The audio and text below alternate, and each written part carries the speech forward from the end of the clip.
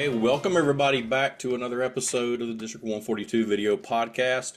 It's great to be back on the air. We haven't done one of these in a while. Things have been a little bit busy at District 142 as they are over the entire IAM. And for today's guest, things have really been busy. He spends time on Capitol Hill, and we are in an election year, so you know how things are there. So it gives me great pleasure to introduce my guest today. He is a trustee for District 142 and the newly appointed Legislative Director, and he's a good friend of mine, Mr. Sean Holland. How are you doing, Sean? I'm good, brother Todd. How are you? So to get started, just introduce yourself to our members. Tell everybody a little bit about yourself and how you got involved with the IAM. Well, again, I'm Sean Holland. I originally got involved. I've been working for Southwest Airlines for almost 23 years now.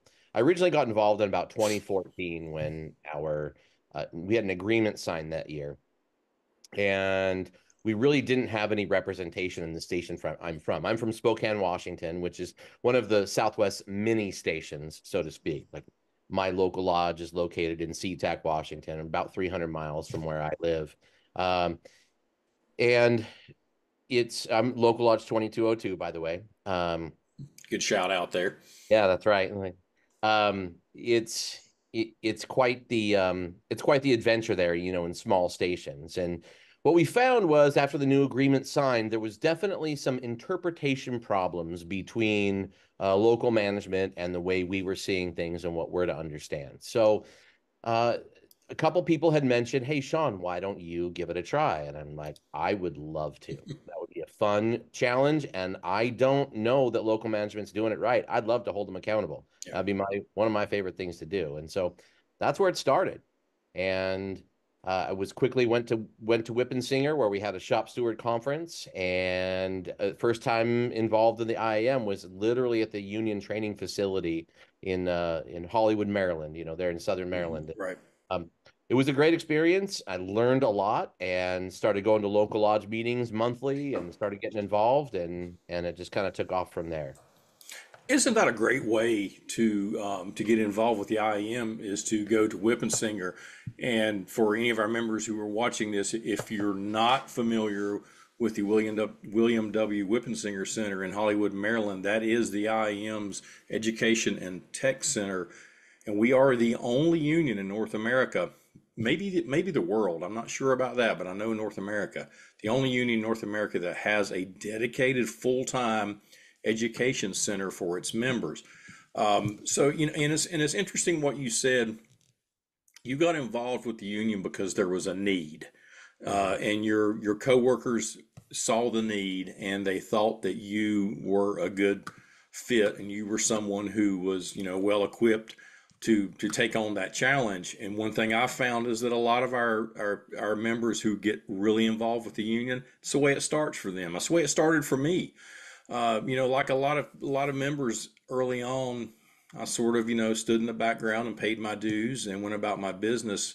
And one day someone said, there's a shop steward opening and we think you'd be the man for the job. And I wished I didn't have as much faith in myself as they did in me at the time. Yeah, agreed. Um, Yeah. but I decided, what, let's do this. And it started me down a path that has led me here. And that's the way it is for a lot of our members. And for those, if you're watching this podcast and you're thinking maybe I should get involved, but I'm not sure, keep that in the back of your mind. Once you start this journey, there's no end in sight to how far it can take you. Well, and that's the beautiful thing about it too, is that what I found, like there are a lot of unions that represent airline workers and such, right? There's lots Right. of opportunity.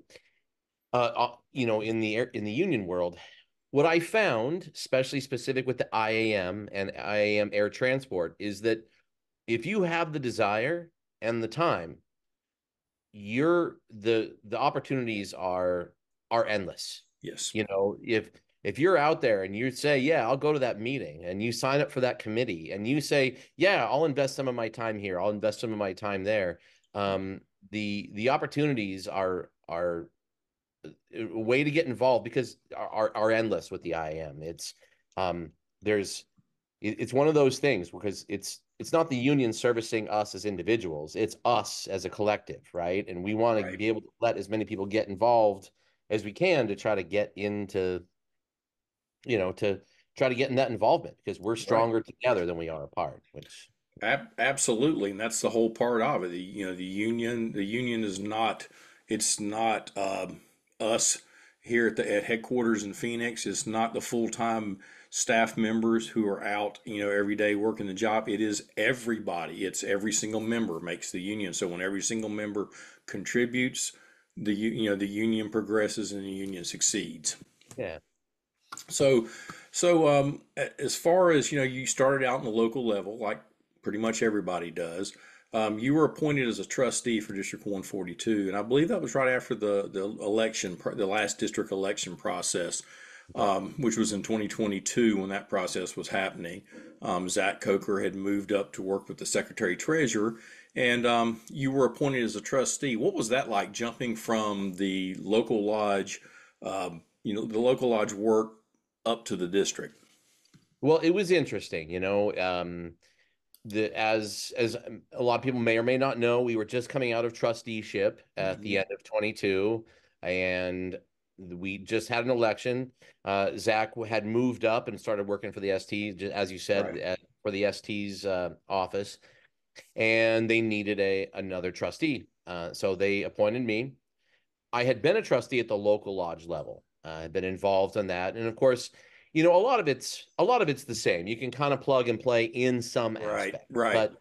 but when you're dealing now with the the trustee duties, which is, if you look in the IAM Constitution, it pretty well clear spells it out what the trustee duties are, and that involves being in charge of district property and helping with the audits.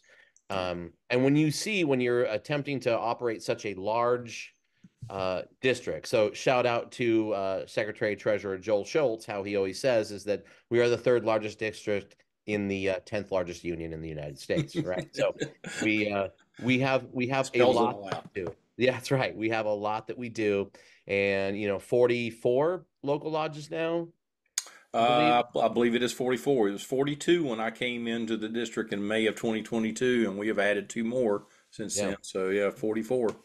44, yeah, 44 local lodges and trying to keep that moving and keep the membership engaged and finding out how, watching what the district does and how we better serve our members and trying to keep kind of everyone on track on that. It was a fun new challenge and yeah, I like to serve the members in this aspect. It's rewarding. With this just last week we had an audit there at the headquarters in Phoenix and with a great team.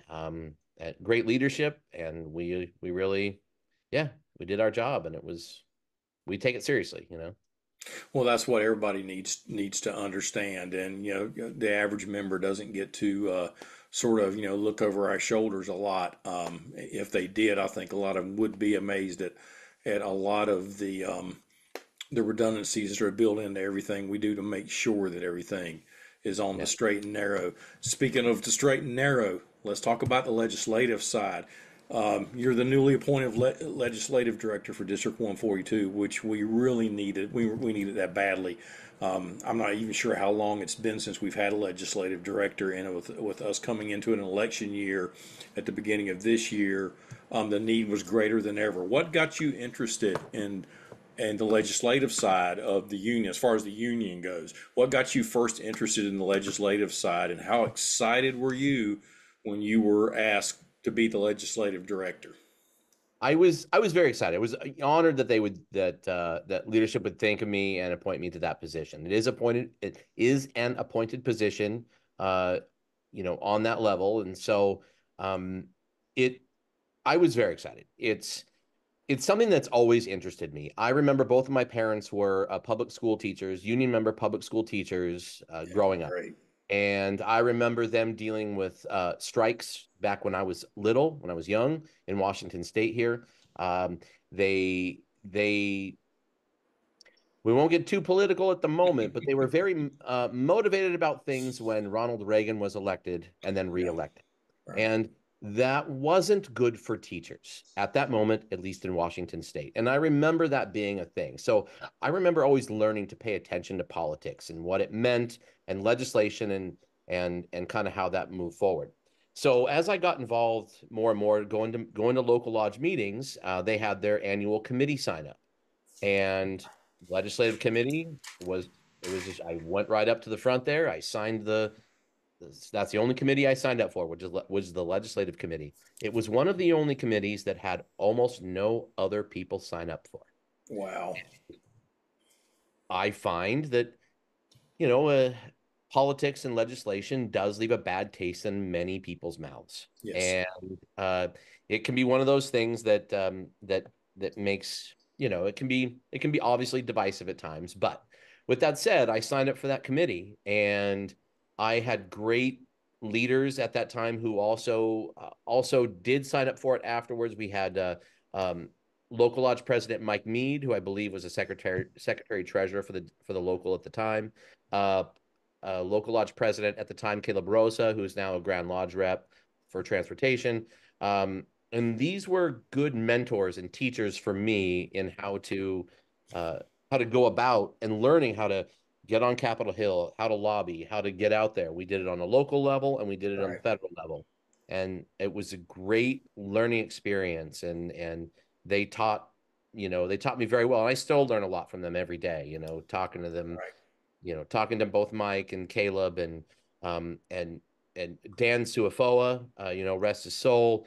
He was also Yes. part of the committee, and Sandy Field, like so many great leaders in 2202 who took part in that legislative end of things, and being able to see what they did and how they did it was very rewarding. And all it did was give me more like, yes, I want to be like you. I want to be like Right. them. Move forward.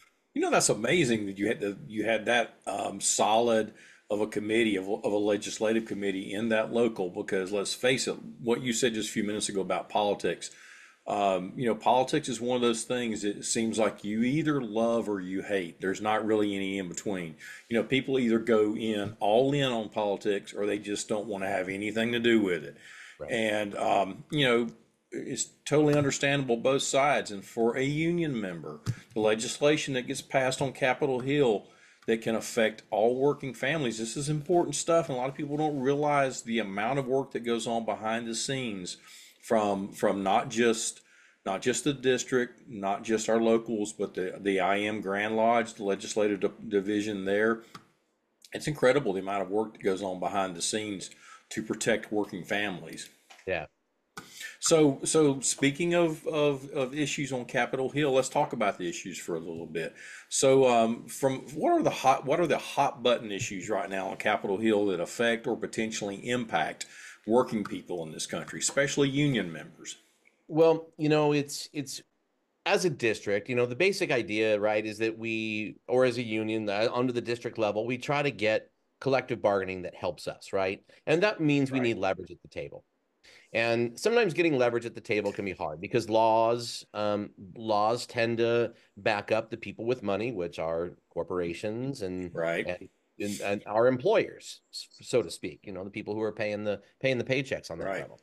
So, with that said, you've got a lot of you got to find ways that we can find leverage, that can help us when we're negotiating those contracts and getting us living wages, job protection, and good retirement protections when we Right. get there.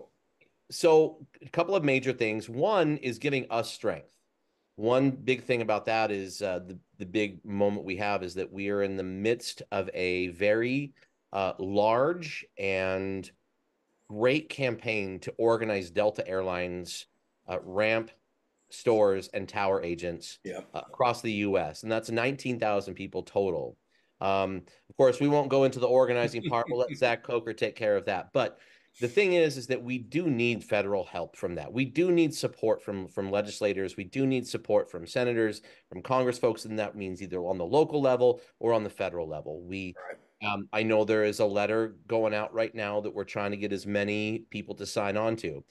Depending on where anybody who's watching this is from, reach out to take a moment. It's pretty straightforward. You can Google your district, your state, your address. You can find out who your federal representative is or your senator, and reach out to them and just say, hey, I need you to support this.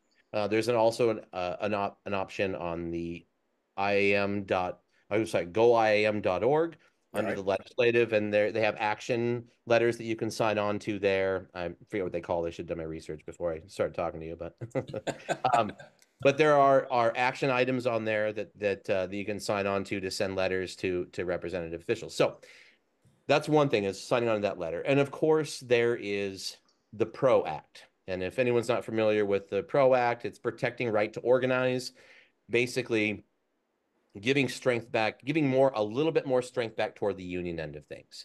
It's always going to be balanced towards the money and the corporations. That's just how life works. Yes. But maybe we can even that playing field to a degree. And this is where it comes into the fact of elections matter. And again, we're in election season now. And so it's important that we get elected officials who are friendly to what workers need, and the more strength that we have when we're out there organizing, the more strength we have when we're out there collective bargaining, getting these Right. agreements, negotiating with the company. So those are the two major parts that are specific to our area, especially with airline workers getting Delta Airlines, making sure that their employees, their workers get the opportunity to vote whether or not they want to unionize and be able to collectively bargain with the company and negotiate for job protection, wages, protected retirement, all that, and safety, of course. Right. And Um, you think about Delta, the Delta campaign's been going on for a long time. yeah, And there would probably be some people out there that would say, look, why don't you just give up? It's obviously not going to happen. But to me, that just demonstrates the importance of what we're doing and how important it is to give these workers the voice that they want. Anyone who doesn't believe that these workers want it, these workers, they want this oh voice. yeah, But yeah, we run it, running into roadblock after roadblock and getting them unionized. But the IM doesn't give up, and that's one of the amazing things that once we start a campaign like this, we're going to stay the course. And the longer we stay the course, the better our chances are. And that campaign is just picking up steam here recently, just in the last few weeks it has, yeah, and that's an amazing thing. right. And yeah, that's the whole part of it, is just is legislation. We have to fight to have legislation favor what we are trying to do as an Right, organization for our members, to for our protection. And I'm talking job protection, safety. right, It's a lot. And we had a big win with the FAA reauthorization finally passed, and we had a big win for that because it that is a protected good them. one. Yeah, it was a big win, and it had a lot of the language that we've been advocating for a very long time. For those of us that were on Capitol Hill talking to our representatives, talking to our all those legislators, saying, "Hey, we need your support on this. This needs to pass with this language." And yeah, and it was a big win. It was a big win for us as airline workers. So Well, those issues that you're talking about, people need to understand that when we lobby on Capitol Hill, when we spend time talking to legislators, we spend time talking to representatives, to senators, to anyone who will listen to us. We're concentrating on those issues that affect us as workers, as worker issues. We can talk for just a few minutes and we won't spend a lot of time on this. We'll talk about what some people refer to as the wedge issues: gun control, civil rights, abortion, racism, that sort of thing. For a lot of people, they probably wonder, okay, so what's going on with the IAM as far as those issues go? But the IAM does not necessarily take an official stance on these issues, do they not? well, the political and legislative department, headed by Hassan Solomon, they put it very, and I'm not gonna. If anyone has ever seen Hassan Solomon speak, and He's then you know amazing. what I'm talking about. If you haven't seen him speak, please find an opportunity. Go to your state councils. Try to sign up for anything that you can. Anyway, find those opportunities to listen to him, and he's great with it. But he makes it very simple. It's where a lot of people are, feel very strongly one way or the other about like the Second Amendment and, Right. people's gun rights. And we are more worried about your job protection and um, your retirement and making sure that it's there and it's protected and it's not going anywhere, right? Right. So we're not going to get bogged down in a sense of speaking to someone, a candidate or uh, a legislator, asking them to pass legislation that works for us, even if that person may be for or against the thing that an Right. individual might be for. And Right. and it's a huge country, and we are a very, very large district that covers, I mean, for Puerto Rico, Alaska, Hawaii, and Why? everything Yep. in between. Everything in between. And with such a diverse culture, which is a strength that we have as a district. And we need to appreciate that, nurture it, and know that use that as our strength. With that said, we come from different cultures. So things on a day-to-day basis may mean different things to us as members. But one thing Right. that we all can get along with and we all agree to is that we need to make sure that we are able to hold our employers accountable for the way they treat us, the way they treat our coworkers, the way they treat all the membership. Um, Yes. 100%. and and and that again, it comes to, and I've said it over and over again, it comes to being able to live a living wage, have education, have job security, have and know that our retirements are protected, know that there isn't federal legislation that's coming through that's going to rip all those things out, and that we're still voting for a candidate who would vote for that because they agree with us on one of the wedge issues. Right. So it's it's not, to us, it's not about those things. It's not about reproductive rights. As much as any individual might sit here, you get me off this camera, we can talk for hours about how I feel about those things. Likewise. It, but it's what matters to us are the the legislators out there or candidates out there who have the full intent and the words and the actions to do what's right for working people in this country. That is And so so, so well said, and you know, a lot of people get hung up on that. That I think that's the single one thing that hangs people up sometimes are those wedge issues. But the way you put it, that people need to understand. We're focusing on one thing, and that's working people. yeah. And that's exactly it. We're not pro-Democrat, we're not pro-Republican, we're not pro, doesn't matter. Um, I mean, that brings us to, I don't want to rush you into your questions, but it does bring us to the Machinist Nonpartisan Political League, Right. right? Which is our PAC, our Political Action Committee. And that's the a big one word in the middle of that, nonpartisan, meaning we don't care. Yep. You're willing to support legislation that matters to us and supports our workers, you have our support. We can do this and we can work on it. Of course, when I say political action committee, I mean there's a group that's just the way the system works, that Oh, the absolutely. money comes from that political action committee and it will go to candidates that have our interests at heart. The money in the MNPL, the Machinist Nonpartisan Political League, only comes from donations. It comes from donations from the members. Right. It does not come from dues money. Dues money cannot be spent to influence to help a candidate with reelection. Doesn't come from any of that, right? Um, it doesn't come from individuals. You don't go into if anyone's out there and you're going to do some lobbying, don't bring up money when you go into the office. That's not our job. We Right. let we let the political and legislative department do their job. But that's kind of the big part is that MMPL money has saved in this industry specifically has saved thousands, tens of thousands of jobs over the past couple of years.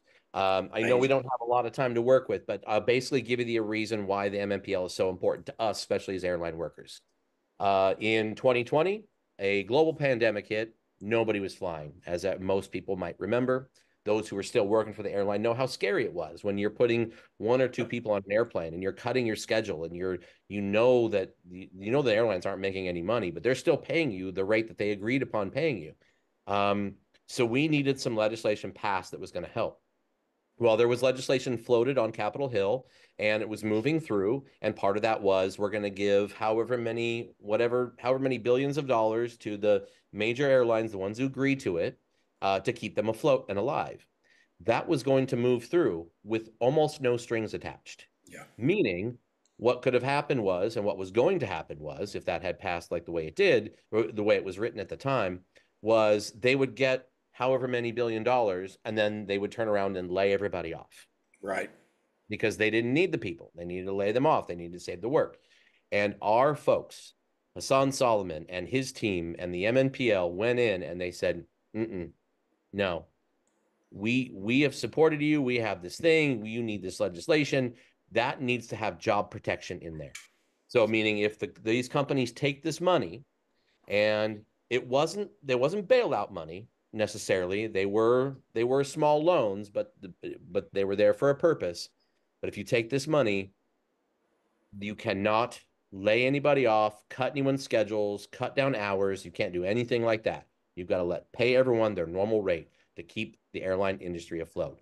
And that it saved the airline industry. 100%. Absolutely, it did. It saved tens of thousands of jobs in the U.S. And that was the Machinist Nonpartisan Political League who spearheaded that to make sure that language got into that legislation for the payroll support program.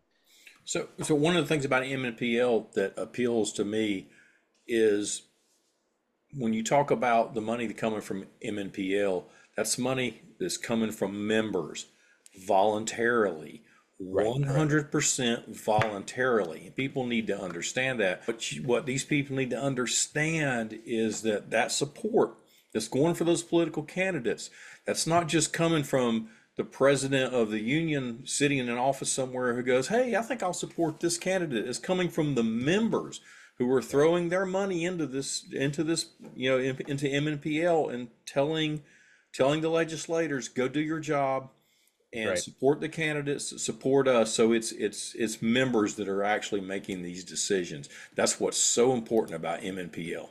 That's right. Yeah. And it is one of those things where I am an MNPL club member. And the idea of that is that I donate a minimum of $30 a year to the MNPL. Right. I do it through the MNPL payroll deduct.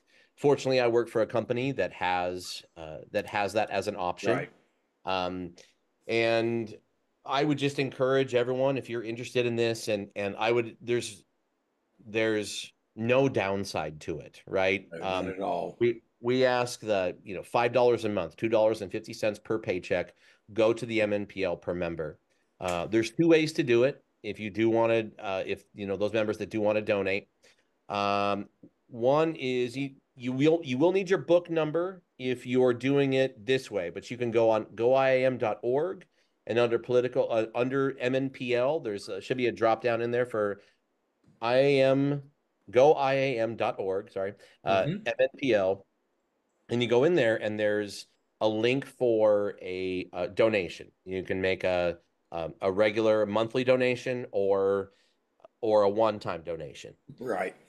And with that, you sign up. You can do a monthly donation of $5. You put it on a credit card, and it just comes out of your credit card or your debit card every month.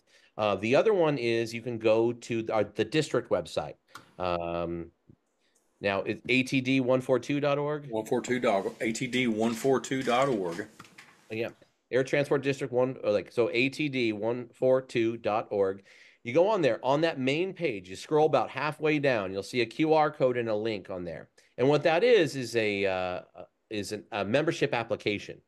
Right. Most of you watching this or who see this, who are familiar with District 142, you've already filled out this membership application. Right. It doesn't hurt to fill it out a second time. So you go in there, you fill out the pertinent information. If you get your book number, fill that in there as well. And there's an option when you get down to the bottom, boom, $5 a month. And that will be an automatic payroll deduct. So you don't even have to have a credit card transaction to do it. It just comes right out of your paycheck. Perfect. And that goes a long, long way.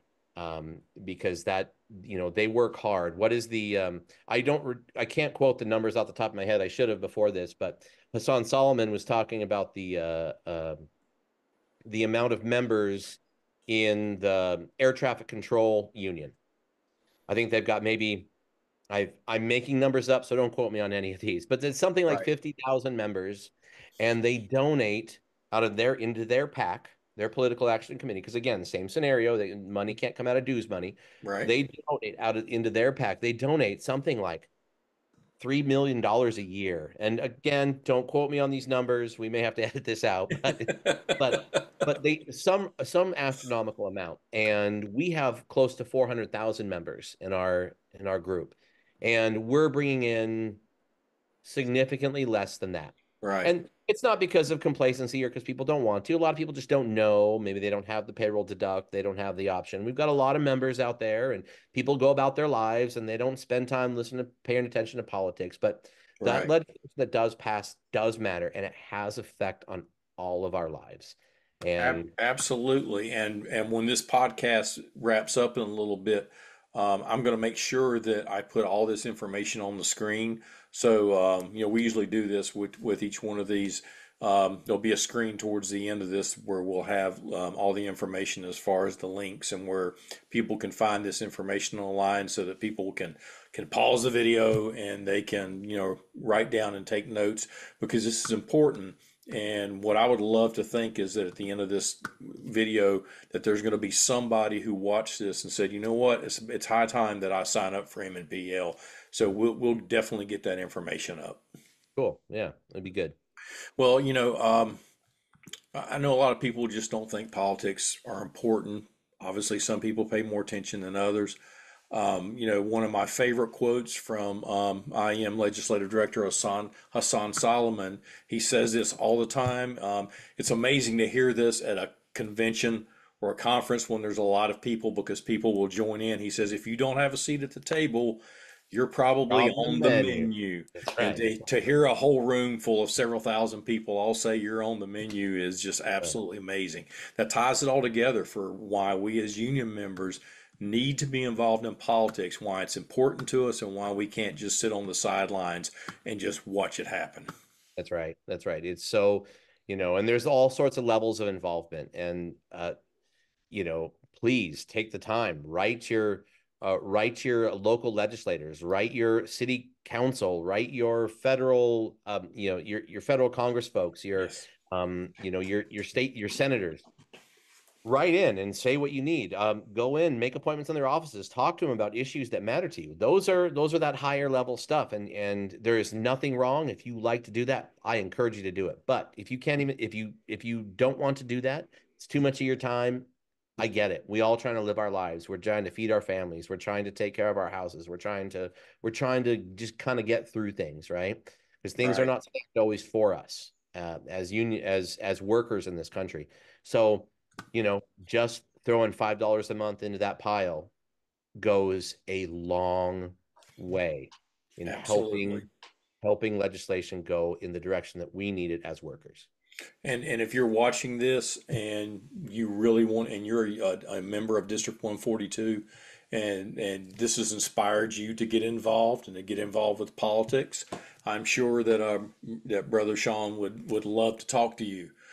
So his information will also be up on the screen at the end of this. So don't hesitate to reach out to say, hey, how can I help? I'm sure he would Yeah, love to talk to you. So. Sean, it's been my pleasure to have this conversation with you today. A great way to get this back up and running. Your work is extremely important to the future of our union. Before we wrap it up, do you have any parting thoughts? Anything you just sort of like to leave us with? the biggest thing is if you're not already registered to vote, please do get registered, vote. That's the really basic level of anything that you can do. Just vote, Absolutely, and 100%. it's our right. Many people have fought for all sorts of our rights to be able to do this. Um, it's only been it's only been 100 years that women have even had the right to vote in this country, and Amazing. it, it's one of those things where so many people have put so much on the line to make sure that we all have the right to vote. And just so please, that's why I would encourage everyone to be part of that. And with that said, I need to, of course, say and give my praise to you, Brother Todd. Like what you do for the membership, for the leaders, for everyone on here, keeping us all. You sacrifice so much of your time and so much of your energy to to make this happen and keep people in the know, and what you do is no one could do it the way you do, and Thank you're you, amazing. brother. I appreciate you more than you know, and it's my pleasure. And all of us have a lot of work to do, and you know, we're doing it for all the right reasons, and we know we're on the right side of history. That's And right. so That's we right. keep doing the work that we do because you know, we know that it's going to pay off in the long Yeah, run. Well, exactly. again, it's been my pleasure, and man, I appreciate it. I know you're working hard out there too.